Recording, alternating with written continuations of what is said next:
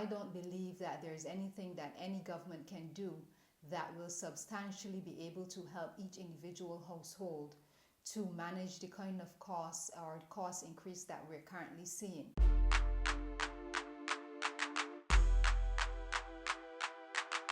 Hi, I'm Tanja, and today I'm going to share 10 ways that you can lower your cost of living. Regardless of where you're currently living, the cost of living has increased drastically over the last few years. Whether it's higher prices in the supermarket, more expensive accommodations in terms of rental accommodations, or even for your mortgage because interest rates remain so high, or even in transport as in gas has become more expensive. So I thought I'll share some ways in which you can lower your cost of living, because I don't believe that there's anything that any government can do that will substantially be able to help each individual household to manage the kind of costs or cost increase that we're currently seeing. And the onus is going to have to be on each person to do what they can to reduce their expenses. Now, these are not your atypical type of cost of living expenses reduction that you may normally see. These are ones that are actually practical. Some of them are very hard decisions that you will have to make, and some of them are decisions that you may not necessarily want to make. I'm going to break down the 10 options into 3 different categories: food, accommodation, and then one category for other. So the first category I'm going to look at is food. Now, this is a category where I know that there are lots of persons who are buckling under the expenses or the expense increase in the supermarkets. A few years ago, I did some research which suggested that the average Barbadian spends about 40% of their income on food alone. And that category of average Barbadian would have been persons who earn about $400 per week. If you do the maths on that, you will realize that by the time persons have bought food for their families, there really isn't a lot left for things like even accommodations, their housing, their travel, their cars, insurance, and even to be able to live and just not exist. So food is one of those categories that I feel that you really have to get a handle on based on the location that you're living. There are still some countries in the world where the food cost is still very reasonable, but I don't think that right now the Caribbean is one of those places where food costs I can consider to be reasonable. I will share 3 suggestions under the food category. And the first one is grow a garden. And I know that there are persons who are immediately going to be turned off. Number one, because they're not looking for extra work, because they feel that they don't have a green thumb, or for whatever random reasons, they feel that they don't have space to do it. And I will tell you that all 3 of those are actually excuses, because regardless of how much space you have, you can grow a garden, a container garden. You don't have to have a green thumb to start gardening. I'll share a secret with you from gardening. Every gardener knows that you only need 1 plant to survive. If you bought 4 seedlings and 1 have survived and the others went away, then that 1 plant can produce a whole lot for you. Whether it is in terms of tomatoes you're growing or peppers you're growing, okras or whatever, you can get so much from that 1 plant. So theoretically, you only need 1 plant to survive.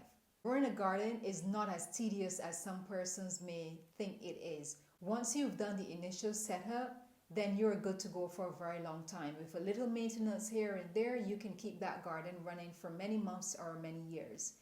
Over the last few months, I've started getting back into gardening on a different level. I didn't have a garden last year, and I can tell you right now that I'm saving at least $100 a month because of my garden. And my garden is only at half capacity right now, so I can actually ramp up that and save a lot more on my supermarket bill. Number 2, under the food category, would be to create meals with whole foods and avoid buying what I consider to be filler foods. Things like processed foods or ready-made meals, they are a lot more expensive, and a lot of times they're not actually very filling. Or you may have, especially now with the summer coming up, you have children who are coming on holiday and children want snacks, and snacks are not exactly cheap these days, but there's also not a meal. So what you'll find is that all of these filler foods still don't keep a body sustained, and you're still looking for something else to eat and constantly eating. If you adapt your menu to a more whole foods type diet, then you'll be able to get a bigger bang for your buck. And processed foods, things like your hamburgers, chicken nuggets, waffles, and pancakes, and those things are not cheap in the Caribbean. Now, these are foods that are advertised elsewhere, and you will see, oh, it's a lot more convenient for some persons because it's cheap food. It's bad food, but it's cheap food in some other territories, but that is not the case in the Caribbean.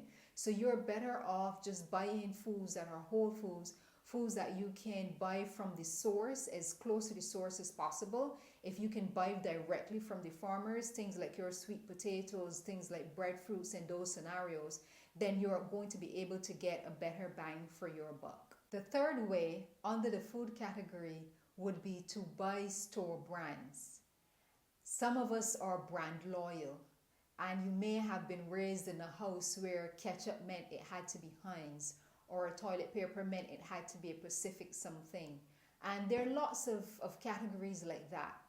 Some of these store brands are actually the same product that you would get if you had bought the name brand.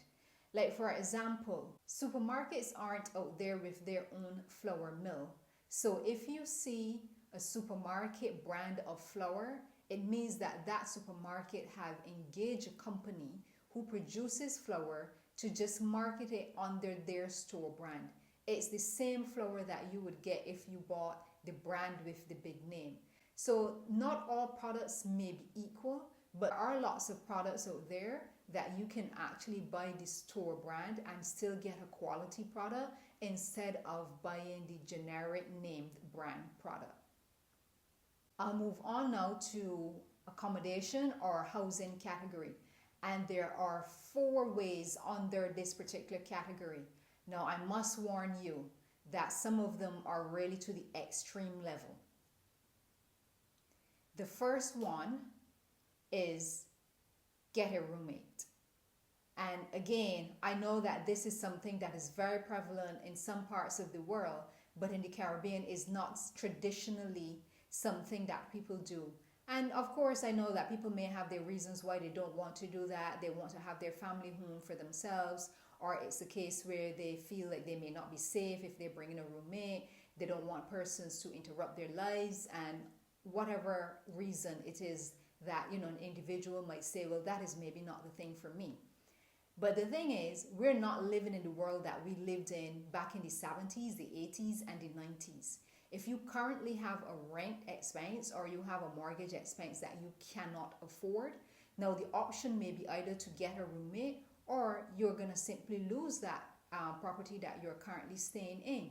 And these times we have to really do the things that we need to do and make the hard decisions. So there are options in terms of getting a roommate. You can actually choose to get maybe like a student who's at university in your particular country and they're looking for somewhere to stay. That way, it's not necessarily 12 months of a year, but it's something that is a couple months of a year where you can use the income that's coming in from that to help you lower your own cost of living. And I know of situations in other countries where persons have done this for quite a few years, where they've taken on students as roommates in their house, or they've rented a room to students, and they've been able to pay off their mortgage like 5-10 years ahead of the time. So it's something that you should really consider. Number 5, convert a section of your house into a studio apartment. Now, I know this will cause for some outlay. And one of the things that we don't want to be doing is spending more money trying to chase the cost of living, or trying to chase more money to lower our cost of living, etc. However, if it's a case where you have either, let's say, a garage, or you have a room attached to your house that is currently not being used, and you can easily convert that with a few $100s, or maybe even $2,000 or $3,000 in terms of making it suitable putting in a door and, making it nice that you can rent out for a studio, then that's something that you should also consider. You're not just going to necessarily just take any space and just slap it together. In order for it to be marketable and for persons to see this space and want to live in it, you must be able to put up a decent place for people to dwell in. And if you currently do have additional space in your house, as opposed to taking on an individual inside of the main house, maybe you can look into the option of converting a portion of that house into an apartment, whether it's a one-bedroom apartment or a studio apartment. The sixth option would be to rent out your home. Yes, hear me out. So you may actually be living in a house that can be rented for much higher than what you yourself can rent for. So for example, you're living in a house, you've done your homework, you've maxed out this house to the way that you want it. You know, if you put it on the open market, you can probably get $2,500, $3,000 or $4,000 for it a month. But you can also rent a space that is suitable for yourself for less than that. Now, that is also an option. It's also one of these options that people will think really hard about. Is one of these options that people would have to be living a real authentic financial life to know that I am currently in this house. It is a very nice house. I love my house. This is what I always wanted. But the reality of it is that I'm house poor. I can't really afford this house. Once I've paid my mortgage, when the month comes, I really don't have money to live and to thrive in the way that I would want to. Now, if you can rent out that house, there's absolutely nothing wrong with going ahead and making that type of financial decision. Because what it does then is it gives you a little residual income that you can either start to stock away for yourself, whether you want to stock it for retirement, whether you want to pay extra on the mortgage, get the mortgage down to a manageable expense, or you can use that extra funds to even build an emergency fund for yourself so that you're more financially stable. And renting your house out is always an option that you have, and an option that will also see you retaining the asset instead of selling the asset. This leads into our next option, and that option is to sell your home. And I know that in the Caribbean especially, houses are not seen as investments. They're seen as dwellings. They're seen as a way of persons to establish themselves. They are seen as, I have finally done what everyone has set out to do. I have owned a piece of the rock. And there's so much emotional attachment to houses that persons don't necessarily think that they will ever sell their home. It could also be that their home is something that they see for their future generations and they want to be able to pass that down as a form of generational wealth. And all of that is good if you can afford it. But if you've ever gotten to the point where you are extremely house poor and you're existing and not living, or if you've gotten to the case where you actually cannot service the mortgage attached to your house, and there's a possibility that you could actually lose that home by it being repossessed, then you're probably going to have to really make a hard decision to go ahead and sell that house. And to be able to sell it while you still have options, and to be able to sell it under your terms. And doing that doesn't mean that you're a failure. It means that you have an asset that you can actually sell, which is part of the reason why we work and why we invest, to be able to have assets that we can make decisions with. And it also doesn't mean that you'll never own another home again, but it means that you'll be wiser and you'll be in a more financial status where you can actually afford to service the mortgage attached to that home. These last three will fall under the category of other. So first up, which is number 8, would be to sell your car. Very similar to the logic of the reason why you will sell your house, you would sell your car. And that is that at the point in time when you took out that car, if you have a loan attached to it, it was a decision that you made because you felt that you could have afforded it, but now you're in a financial position where that may not necessarily be the case. With gas prices rising, with insurance rates rising, it's a possibility that now you're looking at that car and you're saying, this is a really nice car, but I really don't want to be spending this amount of money on an asset that depreciates. And let's remember, cars are depreciating assets, when I could be using that money for something else. And I'm not saying to sell your car and suddenly be without transportation or walk, but I'm saying that you can sell your car and purchase a car at a lower price range that you can either afford to pay for in cash, or that the monthly loan rates are a lot lower than what you are currently carrying on the car that you have. Leading on from the cars and the comment about insurance, the next option that you have would be to shop around for insurance. Whether it's your medical insurance, your house insurance, or the car insurance, is at this point in time that you want to shop around. It may have been years since you've been with your company that you're currently with, and you may think that, I'm still getting a good deal, but do you really know if you're getting a good deal? It doesn't hurt to call up a broker and ask them to go out to the insurance companies and solicit on your behalf whatever type of insurance you're looking for. And it's good to know whether or not you're still getting the best that's out there in the market in terms of what they're offering, and also in terms of price. And one of the things that I want to also say is that insurance companies have been making adjustments to their policies over the years. And right now you may not be 100% certain that the policy that you originally signed on to is the best there is in the market right now, or that you're really getting bang for your buck. So it can't hurt. Shop around. And it's not only insurance, but any of these type of service contracts that you have, it is best to shop around and see if there are options for better coverage or better prices. And number 10, ditch your phone plan. Yes.